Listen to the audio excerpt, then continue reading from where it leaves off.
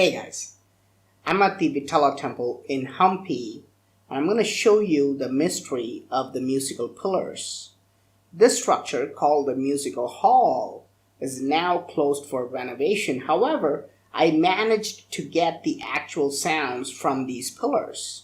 Here's a pillar which shows a man playing ancient drums. Now, if you tap this, you will hear the sound of these drums.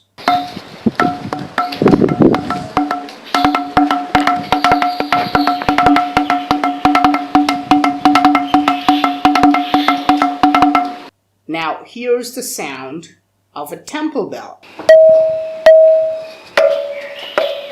And here is the sound similar to a school bell.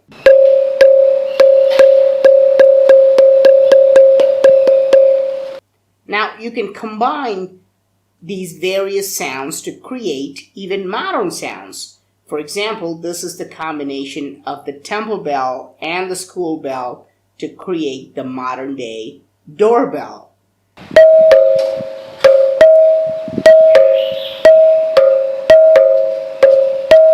How do these different pillars create various sounds?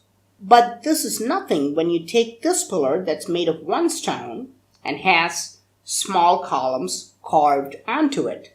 If you tap on each of these small columns, they create the 7 notes of the musical scale in Indian classical music, which is similar to do, re, mi, fa, sol, la, ti in Western world. This is what it sounds like.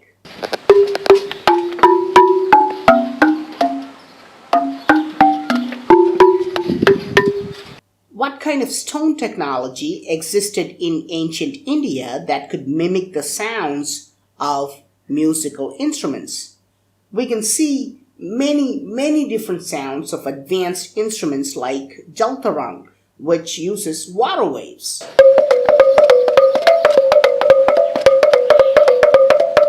Ghatam, which uses terracotta pots.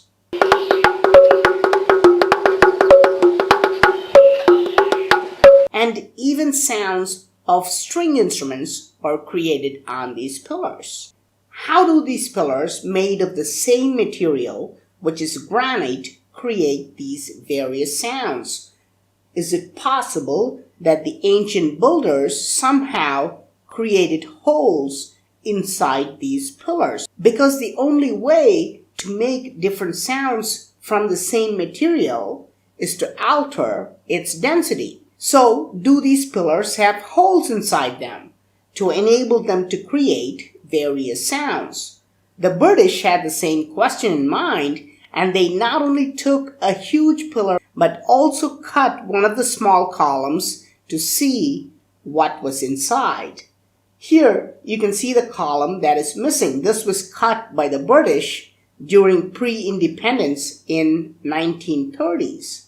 And they were surprised to find that all these pillars and columns are just made of solid rock. So, if there are no holes inside these pillars, how do you make them create different sounds? If they altered the dimensions like height, width, and diameter, you could at least make them sound a little bit different. But if you look closely, all the columns have the same height, width, and diameter, yet they create the 7 different notes of the Indian musical scale. If they're all of the same dimensions, same material, and don't have holes inside, how do they create different musical sounds? The only way this could be achieved is by changing the intrinsic density of the pillars, by adding a new material to it in different proportions, like modern day alloys.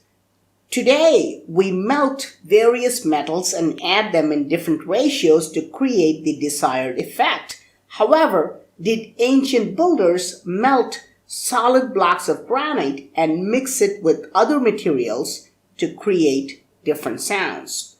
Locals argue that the musical pillars were created using rock melting technology. As evidence, they say that chains made of rocks were hooked to these corners on the ceiling.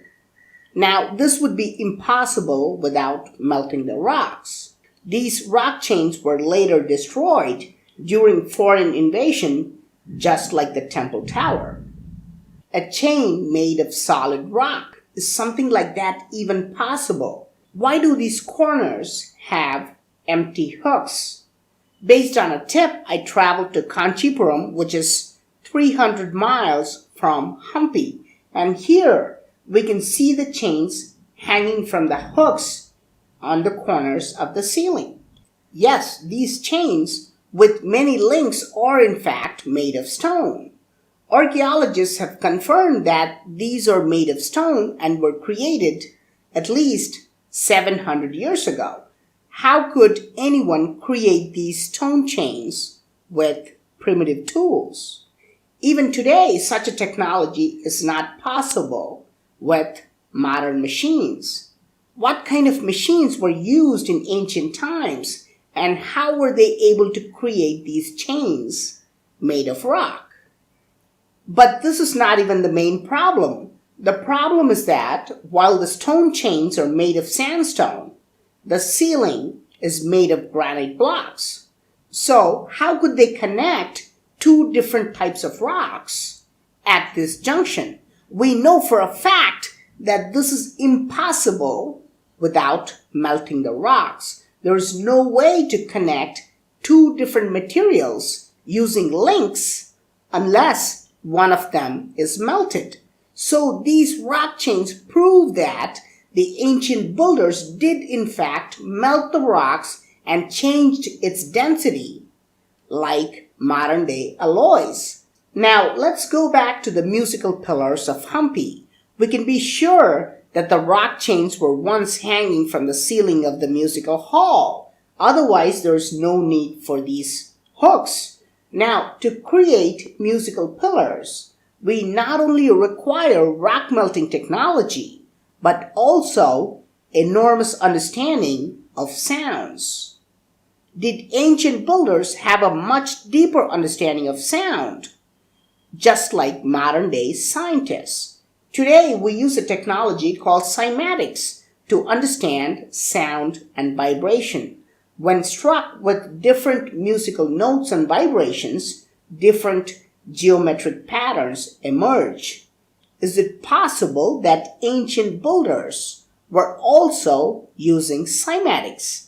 And more importantly, are these patterns carved in the temple of Hampi? Here you can see cymatic patterns carved on the ceiling of the Hampi temple. These carvings clearly resemble the patterns similar to the musical notes.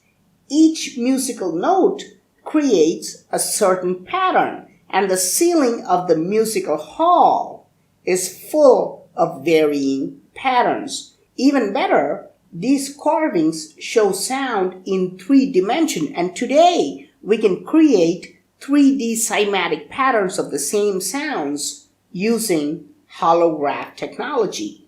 Is it a coincidence that these cymatic patterns are carved all over the ceiling of the musical hall?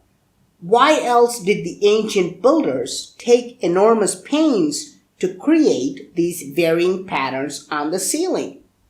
Now, what's more interesting is that the musical hall is closed because people have damaged it by tapping the pillars with keys and coins, while in ancient times, musicians exclusively used sandalwood sticks to tap on these pillars. And if you look at this cymatics pattern closely, we see exactly what is going on.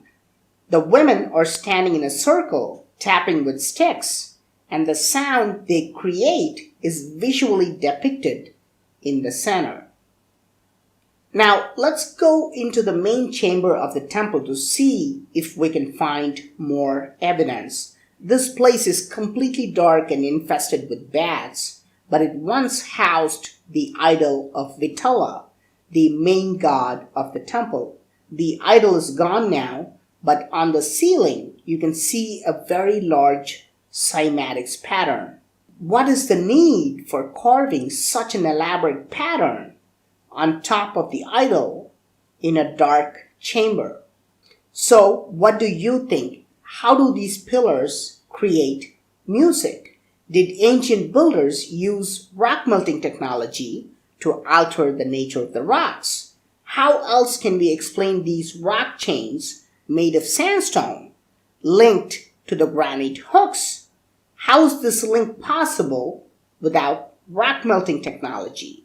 How could one rock with columns of same dimensions produce 7 different notes? Why are these various patterns of cymatics carved on the ceiling of the musical hall? Please let me know your thoughts in the comment section. I'm Praveen Mohan. Thanks a lot for watching. Don't forget to subscribe. I'll talk to you soon. Bye.